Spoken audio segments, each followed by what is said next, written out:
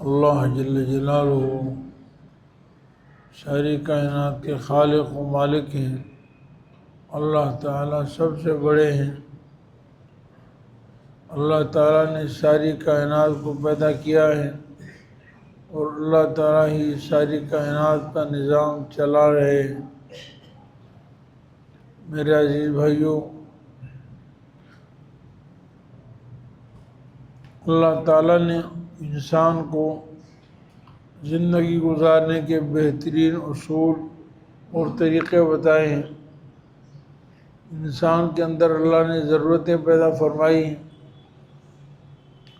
اور ان ضرورتوں کو پورا کرنے کا طریقہ بھی اللہ تعالیٰ نے ہمیں سکھایا ہے۔ وہ ضرورتیں حلال طریقے سے پوری ہوتی ہیں، حرام طریقے سے پوری ہوتی ہیں۔ یعنی اس کے کچھ طریقوں کو حرام قرار دیا ہے اور اللہ تعالیٰ نے کچھ طریقوں کو حلال قرار دیا ہے۔ حلال طریقے سے پورا کرنے کا نام اللہ کی عبادت و بندگی ہے، اللہ کی اطاعت و فرمانبرداری ہے، اس کا نام ایمان ہے۔ اور حرام طریقوں سے اپنی ضرورتیں اور خواہشات پورے کرنے کا نام اللہ کی نافرمانی ہے، کفر اور شرک ہے، ناجائز اور حرام ہے، اللہ اور اس کے رسول کی بغاوت ہے۔ انسانی ضروریات میں سے ایک ضرورت جس طرح کھانا پینا ہے، اسی طرح انسانی ضرورت میں سے ایک ضرورت خواہشات کو پورا کرنا ہے، شہوت پوری کرنا۔ یہ بھی اللہ تعالیٰ نے انسان کے اندر فطری طور پر رکھی ہے، اور اس شہوت کی وجہ سے اللہ تعالیٰ نے انسان کی بنی نوع انسان کی نسل چلائی ہے۔ اسی وجہ سے ساری انسانیت کی نسل چل رہی ہے، آدم علیہ السلام سے لے کر قیامت تک چلتی رہے گی۔ اب اس شہوت کو پورا کرنے کے جو ناجائز طریقے ہیں، اللہ تعالیٰ نے اس کو سخت حرام قرار دیا ہے، ناجائز قرار دیا ہے۔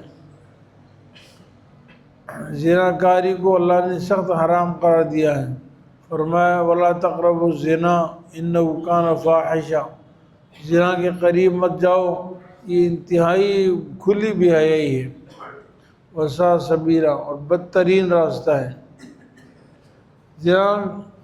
فرمایا زنا کے قریب مت جاؤ۔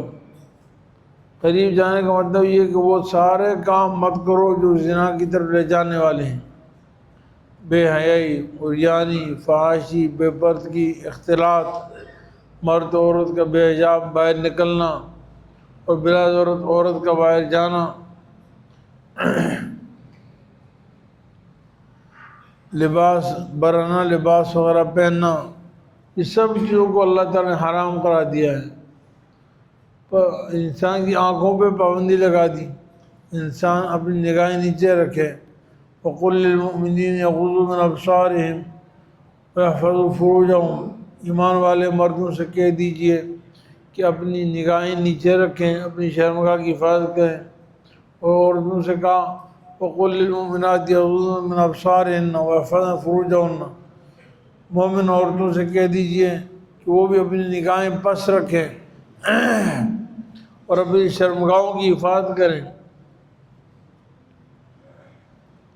عورتوں سے کہا کہ اپنی زیب و زینت اور اپنا جسمانی ساخت وغیرہ مخصوص مردوں کے سوا کسی کے سامنے نہ کھولیں، مخصوص آپ کا والد، آپ کا بیٹا، آپ کا بھائی، آپ کا بھتیجا، آپ کا پوتا پڑپوتا، آپ کا والد، دادا، آپ کا چچا اور آپ کا ماموں، ان کے سامنے کھولیں۔ اس کے علاوہ کسی کے سامنے اپنے پر زیب و زینت کا اظہار نہ کریں۔ اور عورتوں میں سے بھی فرمایا اپنی عورتیں، مسلمان عورتوں کے سامنے زیب و زینت کریں، کافر فاسق فاجر عورتوں کے سامنے بھی اظہار نہ کریں، کافرہ مشرکہ عورتوں کے سامنے اپنی زینت کو ظاہر نہ کریں۔ اتنی سب پابندی لگا دی ہے۔ ان ساری چیزوں کا مقصد یہ ہے کہ انسان حرام طریقے سے اپنی خواہش پوری نہ کرے۔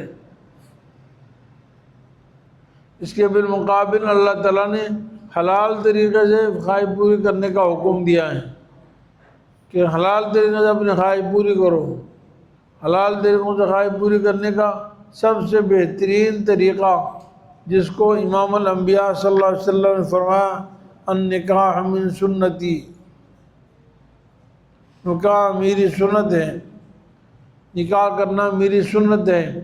فمن رغب عن سنتی فلیس منی، جو میرے طریقے سے اعراض کرے وہ مجھ سے نہیں ہے. پھر ایک حدیث میں آپ صلی اللہ علیہ وسلم نے فرمایا 10 چیزیں سارے فطرت میں سے ہیں اور سارے انبیاء مشترک ہیں اس میں. 10 چیزیں انسان کی فطرت میں سے ہیں اور سارے انبیاء اس میں مشترک ہیں. سارے انبیاء نے شادیاں کی، وہ کام کیے، ان میں سے ایک نکاح کرنا ہے. سارے انبیاء نے کیے سوائے 1-2 نبی کے. ایک تو یحییٰ علیہ السلام اور دوسرے حضرت عیسیٰ علیہ السلام. عیسیٰ علیہ السلام انشاءاللہ قیامت کے قریب نازل ہوں گے، ہمارا عقیدہ ہے، اور وہ شادی کریں گے انشاءاللہ اور حکومت کریں گے. تو اتنا بڑا طریقہ ہے، سنت طریقہ سارے انبیاء علیہ السلام کا طریقہ ہے. اب نکاح جتنا عام ہوگا، ایک چیز جائز طریقے سے خواہش پوری کرنا عام ہوگا تو اتنا ناجائز کی بندش ہو جائے گی، ناجائز سے اتنے ہی بچیں گے، پاک دامنی آئے گی، عفت آئے گی، عصمت آئے گی معاشرے میں، قوم محفوظ ہوگی، نسلیں محفوظ ہوگی. اگر نکاح نہیں ہوگا تو یہ چیزیں محفوظ نہیں ہوں گی، نہ قوم محفوظ ہوگی، نہ عزت محفوظ ہوگی، بے حیائی عریانی فحاشی ہوگی. اب نکاح جب اتنا بڑا شریعت کا حکم ہے جو انسان کو حرام سے بچاتی ہے، ناجائز کاموں سے بچاتی ہے، قوموں اور نسلوں کے تحفظ کا ذریعہ ہے، تو جو چیز بہت زیادہ ضروری ہوتی ہے، اہم ہوتی ہے، شریعت میں اس کو آسان کر دیا جاتا ہے کہ وہ آسان ہے. دیکھیے پانی انسانی ضرورت کی سب سے زیادہ ضروری چیز ہے. پانی اللہ تعالیٰ نے اس کو آسان زیادہ کر دیا، وافر مقدار میں کر دیا. آب و ہوا انسان کی سب سے زیادہ ضرورت ہے، اللہ تعالیٰ نے اس کو عام کر دیا. اس کو کوئی ہوا لینے کے لیے کوئی چیز خریدنی نہیں پڑتی، چلتے پھرتے ہر انسان کو ہوا مہیا ہو جاتی ہے. جو چیز انسان کی عام ضرورت ہے وہ اللہ نے عام کر دی. اب دیکھیں دن کی روشنی یہ عام ضرورت ہے، اللہ تعالیٰ نے سب کو عام کر دی. اور بہت ساری نعمتیں کسی کو ملتی کسی کو نہیں ملتی، لیکن دن کی روشنی غریب امیر فقیر وزیر سب کو مل رہی ہے، رات کا اندھیرا سب کو مل رہا ہے. اسی طریقے میرے عزیز بھائیوں، یہ نکاح جو ہے یہ پیغمبر کی سنت ہے اور بہت بڑی عظیم عبادت ہے. من وجہ عبادت بھی ہے، من وجہ معاملہ بھی ہے. امام ابو حنیفہ رحمۃ اللہ علیہ فرماتے ہیں کہ نکاح کے بغیر زندگی گزارنے سے نکاح والی زندگی افضل ہے. ایک آدمی شادی نہیں کرتا اور دن رات تلاوت قرآن، ذکر و عبادت، نماز میں لگا رہتا ہے، تبلیغ کیا، اپنے آپ کو فارغ کیا، دین کے اور کاموں کے لیے فارغ کیا، تعلیم کے لیے فارغ کیا، اور نکاح نہیں کرتا. کیونکہ نکاح کر لے پھر تو بڑے جھنجھٹ ہو جائیں گے، مکان لینا پڑے گا، بیوی ہوگی، بچے ہوں گے، پھر اس کی ان کی ضروریات ہوں گی، ایک نیا سلسلہ خزانہ کھل جائے گا. تو امام ابو حنیفہ رحمۃ اللہ علیہ فرماتے ہیں، بلکہ جمہور علماء فرماتے ہیں کہ یہ جو اکیلا تنہائی میں بیٹھ کر عبادت کرنے والا ہے، اس سے وہ آدمی افضل ہے جس نے شادی کی اور اس نے نسل انسانی میں اضافہ کیا اور جن بچوں کی پرورش کی، ان کی تربیت کی. یہ آدمی افضل ہے بنسبت اس کے جو دن رات بیٹھ کر تلاوت کر رہا ہے.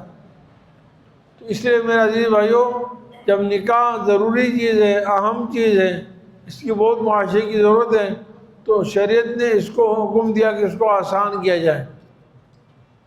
فرمایا یہ بھی مت دیکھو کہ غریب امیر ہے، شادی کرو. وَأَنكِحُوا الْأَيَامَ مِنكُمْ وَالصَّالِحِينَ مِنْ عِبَادِكُمْ، بھائی اپنے سے جتنے بے شادی کے لڑکے لڑکیاں ہیں ان کی شادیاں کروا دو. اللہ فرما رہے ہیں شادیاں کرواؤ. اور یہاں تک کہ جتنے غلام اور جتنی لونڈیاں، غلام اور لونڈیاں جو بغیر نکاح کے ہیں ان کی بھی شادیاں کروا دو. پہلے زمانے میں غلام اور لونڈیاں ہوتی تھیں، ابھی تو نہیں ہیں. مطلب جو آزاد مرد عورتیں ان کی تو شادی فوری کروا دو. لیکن جو غلام ہیں جو آپ کی خدمت کے لیے گھر کے کام کاج کے لیے تم رکھے ہیں، تمہارے مال ہیں، اور لونڈیاں ہیں تمہاری خدمت کے لیے، اب عام طور پہ غلام کی شادی کروا دیں گے وہ تو مصیبت پھنس جائے گا، یا لونڈی کی شادی کر دی وہ شوہر کی طرف مائل ہوگی، خدمت میں فرق آئے گا۔ فرمایا نہیں، ان کی بھی شادیاں کروا دو، اور یہ مت دیکھو کہ یہ غلام اور لونڈیاں یہ غریب ہیں فقیر ہیں، ان کے بعد تو کچھ بچوں کو کیسے پالیں گے؟ غلام تو خود دوسرے کا مال ہوتا ہے۔ فرمایا یکون فقراء یغنیہم اللہ من فضلہ، اگر وہ تنگ دست ہوں تو اللہ تعالیٰ اپنے خزانوں سے ان کو بے نیاز کر دیں، اپنے خزانوں سے ان کو بے نیاز کر دیں۔ تو جس طرح اللہ تعالیٰ حکم دے رہے ہیں کہ نماز پڑھو، حکم دے رہے ہیں کہ زکوٰۃ دو، حکم دے رہے ہیں کہ روزہ رکھو، اسی طرح اللہ تعالیٰ حکم دے رہے ہیں کہ بغیر شادی کے جتنے لڑکے لڑکیوں کی شادی کر دو۔ آپ صلی اللہ علیہ وسلم نے فرمایا کہ 3 چیزوں میں جلدی کرو۔ ایک چیز تو نماز، جب اس کا وقت ہو جائے وقت مستحب تو پھر جلدی کرو، دیر مت کرو۔ یہ نہیں کہ دیر سے نماز پڑھنے نماز قضا ہو رہی ہے، وقت پہ پڑھو۔ اور جنازہ جب حاضر ہو جائے تو اس کو فوراً جنازہ پڑھو، جنازے میں تاخیر مت کرو۔ اور تیسری چیز، جب لڑکا لڑکی بالغ ہو جائیں تو ان کی شادی میں جلدی کرو، اور ان کے پسند کا رشتہ، مناسب رشتہ مل جائے، اس کے برابر کا رشتہ مل جائے، فوراً شادی کر دو۔ آج میرا عزیز بھائیوں، ہم ان 3 چیزوں میں پیچھے رہ گئے۔ آپ صلی اللہ علیہ وسلم نماز میں بھی سست ہیں، جنازہ بھی رواج ایسے بن گئے کہ امریکہ سے کوئی آ رہا ہے، کوئی برطانیہ سے آ رہا ہے، 2 دن سردخانوں میں، 3 دن سردخانوں میں رکھا ہوا میت کو سزا دے رہے ہیں، فلانا آئے گا جو زندگی میں پوری زندگی میں نہیں آتے، اب مرنے کے بعد آ کر کیا تیر مار لے گا؟ کون سا دن تیر چلانے ہیں؟ جنازوں میں تاخیر کر رہے ہیں۔ کراچی میں ایک بہت بڑے عالم دین شیخ الحدیث مفتی کا انتقال ہوا یہاں ناظم آباد میں، حضرت مولانا مفتی رشید احمد صاحب نور اللہ مرقدہ، میرے استاد بھی تھے۔ حضرت نے فرمایا تھا کہ میرا جنازہ جلدی پڑھنا ہے، جلدی پڑھنا ہے۔ اور دوسری بات یہ فرمائی تھی میرا جنازہ جو امام مسجد ہوگا وہ پڑھائے گا، کیونکہ آدمی بہت بڑے تھے، شیخ الاسلام مولانا تقی عثمانی صاحب، شیخ الاسلام حضرت مولانا مفتی رفیع عثمانی صاحب، یہ ان کے استاد تھے، مفتی رشید احمد صاحب ان کے بھی استاد تھے، اتنے بڑے آدمی تھے۔ عام طور پر یہ ہوتا ہے کہ بڑے آدمی کا جنازہ پر کوئی بڑا پڑتا ہے، جنازے میں بڑے لوگ آتے بھی ہیں، اور پھر کسی بڑے کو کہا جاتا ہے آپ جنازہ پڑھائیے۔ حضرت نے فرمایا نہیں، سنت طریقہ یہ ہے کہ امام الحی کا حق ہے، جس امام کے پیچھے آپ نے زندگی بھر نمازیں پڑھی ہیں اسی امام کا حق ہے کہ وہ آپ کا جنازہ پڑھائے، کوئی اور جنازہ نہ پڑھے۔ تو فرمایا، آپ نے وصیت فرمائی تھی کہ میرا جنازہ جو اس وقت امام ہوگا، چھوٹی سی مسجد دارالفتاح والارشاد میں ناظم آباد کے اندر، جو اس وقت امام ہوگا وہی جنازہ پڑھائے گا۔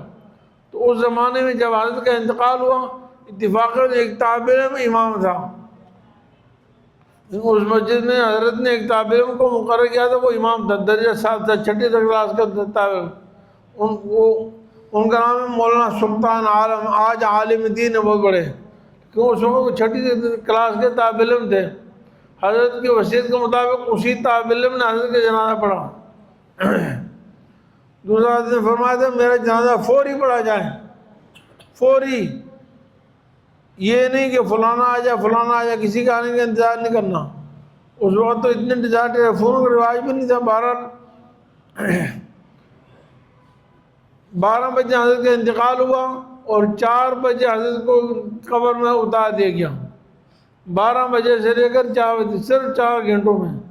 اور وہ بھی اتنا ہی وقت لگا کہ قبر تیار ہو گئی اور کفن دفن غسل دیا گیا اور جنازہ کیا گیا۔ نہ اتنا بھی انتظار کیا کہ نماز کا انتظار نہیں کیا گیا کہ جنازے کی ابھی عصر کی بات ہوگی تو جنازہ پڑھیں گے، نہیں، عصر سے پہلے ہی جنازہ ہو گیا اور ان کی تدفین ہو گئی۔ اور تیسری چیز میرے عزیز بھائیو دوستو، نکاح کا معاملہ ہے۔ آج ہم سب سے زیادہ نکاح میں سست ہیں، کیا نیک کیا بد، کیا دیندار کیا بے دین، امیر غریب فقیر وزیر، سب نے نکاح کو بہت مشکل بنا رکھا ہے۔ نکاح کی تاخیر کی بہت ساری وجوہات ہیں۔ سب سے پہلی وجہ یہ ہے کہ جی لڑکا پاؤں پہ کھڑا ہو جائے، لڑکا کرکٹ کے میدان میں کھیل رہا ہے، فٹ بال کھیلتا ہے، ہاکی کھیل سکتا ہے، کالج یونیورسٹی جا سکتا ہے، بازاروں میں جا رہا ہے، دکان پہ جا رہا ہے، لیکن پاؤں پہ کھڑا نہیں ہو سکتا۔ ایک نئی اصطلاح ہے، پاؤں پہ کھڑا ہو جائے۔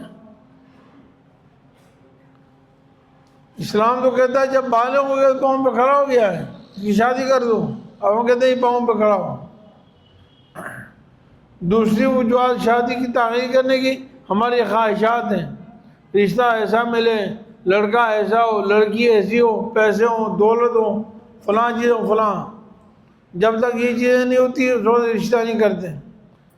تیسری وجہ ہماری شادی کے اندر رسم و رواج ہیں، فضول خرچیاں، لایانی، جہیز کی لعنت۔ نبی کریم صلی اللہ علیہ وسلم کے زمانے میں ایسا کوئی رواج نہیں تھا۔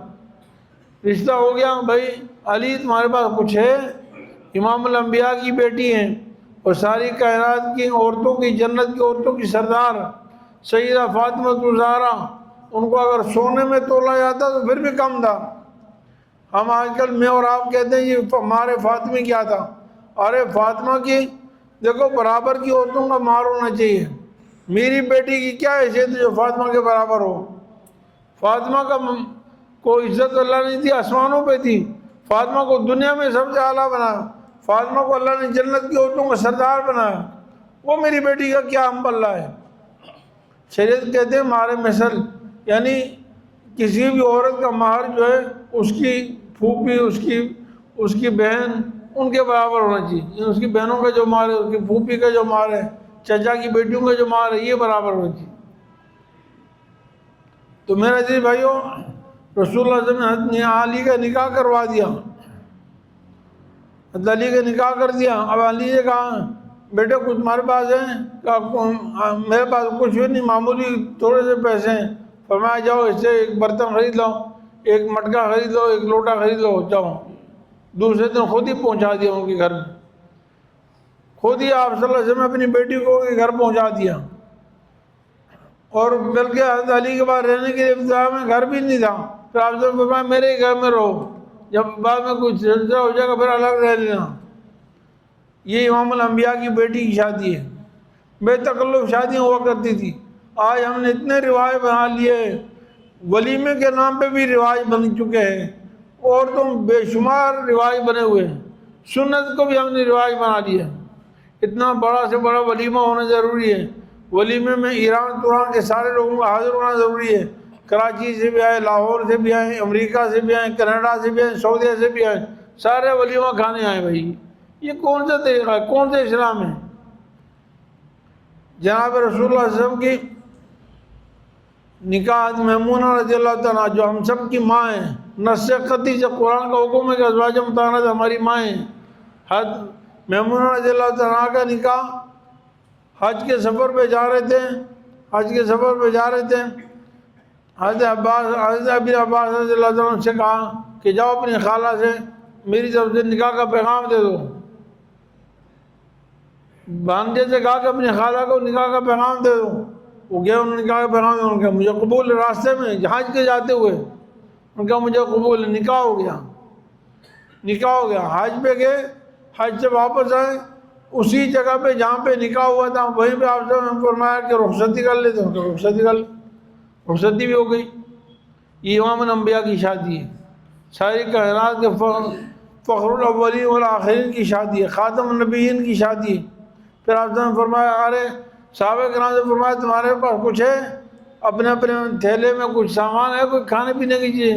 کسی کے پاس کھجوری تھی، کسی کے پاس کیا تھی، سب نے ایک مٹھی دو مٹھیاں لائی، دسترخوان بچھا، کاغذ پہ پھیلا دی، فرمایا جاؤ یہ کھا لو، یہ تمہاری ماں میمونہ کا دعوت ولیمہ ہے، یہ تمہاری ماں کا ولیمہ ہے۔ آج ہمارے حالت یہ ہے کہ جب تک ولیمے میں اتنی ڈشیں نہ ہوں اور اتنا بڑا شادی ہال بک نہ ہو، میرے عزیز بھائیو یہ ساری شیطانی چرخیں صرف شادیوں کو تاخیر کرنے میں، معاشرے کو برباد کرنے میں اور آپ اس کے یعنی میرا اور آپ کا عمل اور دخل ہے، میری اور خواہشات، میری ناک کی اونچا ہونا، اس کی وجہ سے ہم نے معاشرے کو برباد کر دیا ہے. اس کی وجہ سے شادیوں میں تاخیریں ہو رہی ہیں. بچیاں پیدا ہوتی ہیں، لوگ ماتم شروع کر دیتے ہیں. پیدا ہوتے ہی ارے بچیاں پیدا ہو گئی، ان کی شادی کیسے ہوگی؟ مطالبات، خواہشات، اسے ہم نے معاشرے کو تباہ کر دیا. نبی کریم صلی اللہ علیہ وسلم نے فرمایا شادیاں جلدی کرو. فرمایا تم میں جس کی شادیاں، اور پھر آتی ہے آج کل مار کی شرطیں، مار بہت بڑا رکھنا، اور پھر زیورات چڑھائی الگ سے. بعض لوگوں کی یہاں رواج تو یہ کہ مار نہیں رکھتے، مار بہت کم، بلکہ شرعی مار اس سے بھی کم رکھتے ہیں. لیکن اس کے علاوہ شرط ہوتی ہے کہ اتنے زیور پہناؤ گے، فلاں پہناؤ گے. یہ الگ رواج بن گیا. بھائی شریعت میں صرف مار کا حکم ہے. مار کے علاوہ کوئی رشوت تھوڑا ہے، عورت کو خریدا توڑا جا رہا ہے. مار شریعت نے رکھا ہے عزت کے لیے، احسان کے طور پر. اس کے علاوہ کوئی چیز نہیں ہے. مکان کی شرط رکھو، فلاں شرط رکھو، فلاں شرط رکھو. بھائی جب اللہ اس کے رسول نے شرطیں ہیں کہ تم کیوں رکھ رہے ہو؟ اور مار میں شریعت یہ کہتی ہے کہ کم از کم مار رکھو. مار جتنا کم ہوگا معاشرے میں اتنا ہی پاک دامنی ہوگی.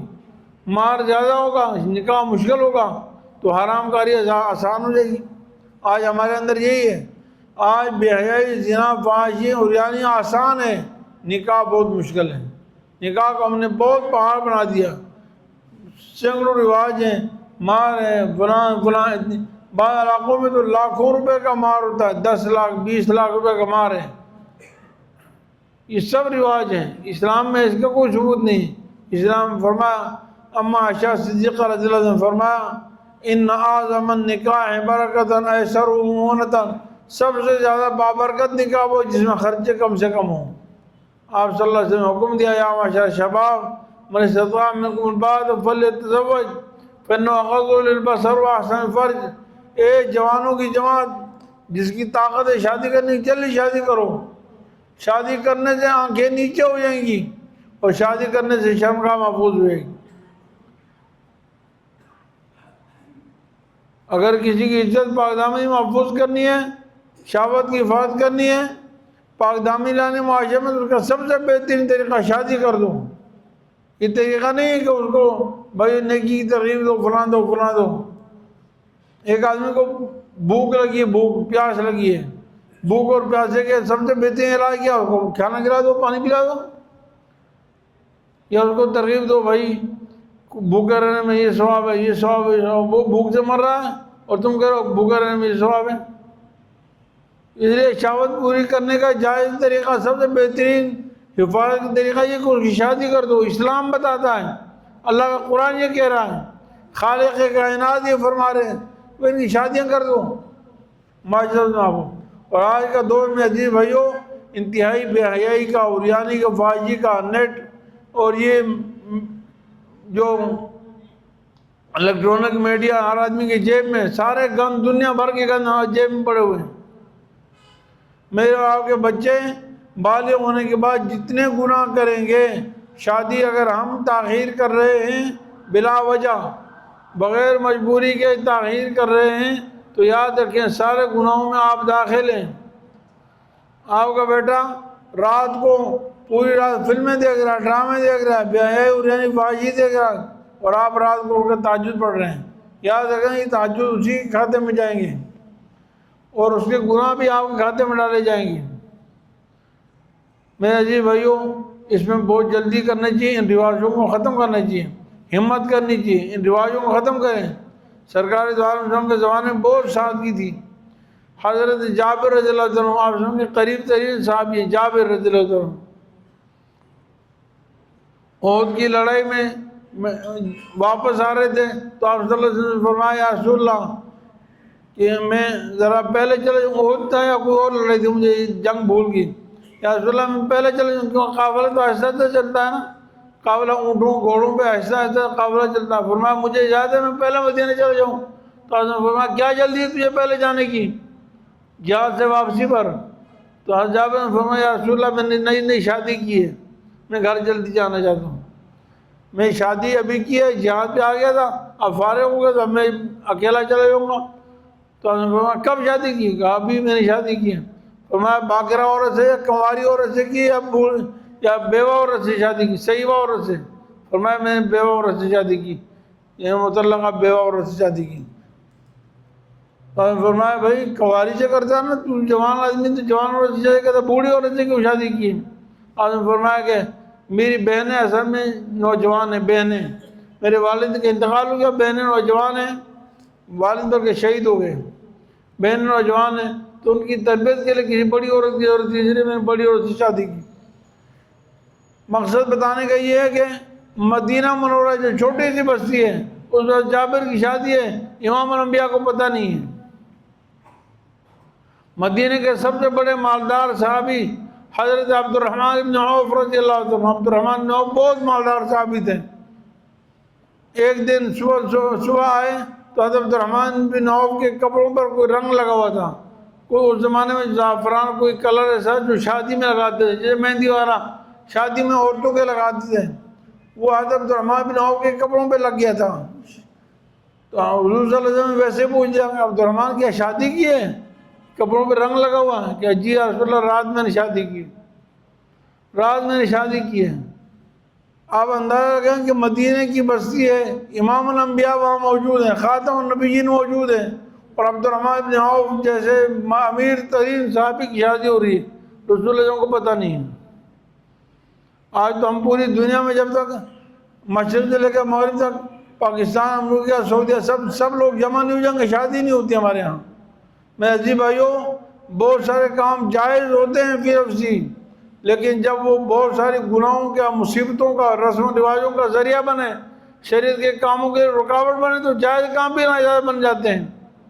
میرے عزیز بھائی، آج ہم نے معاشرے کو تباہی کے دانے پہ لیا ہے۔ اللہ تعالیٰ اپنے فضل سے ہمیں سیدھے راستے کی ہدایت عطا فرمائے اور ہمارے معاشرے کی اصلاح فرمائے، پاک دامنی عفت و پاک دامنی عصمت نصیب فرمائے اور بے حیائی اور عریانی فحاشی کو ختم فرمائے۔ وآخر دعوانا الحمدللہ رب العالمین۔